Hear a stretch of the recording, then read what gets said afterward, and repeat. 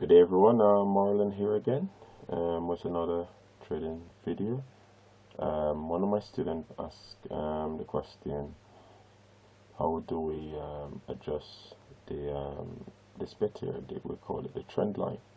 So you see I can draw my trend line anyway, but sometimes if you sort of delete and then reinstall trend line, then what will happen?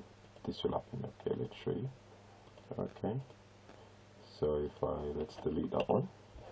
If I go on and I click on this, okay. Let's go back and so we're going to trend line. Now I'm gonna go into ray because that's what has happened.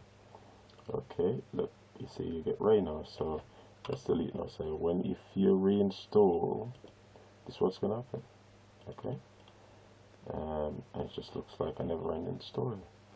Now how to overcome this is just to right click on trend line, go to trend line, then go into parameter, uncheck ray, and that's it, you're done.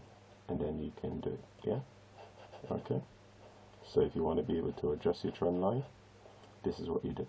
Okay, so it's nothing major that has happened. It's just that you sometimes either unchecked it by accident, but also it could be that you install MT4 and then it changes the setting.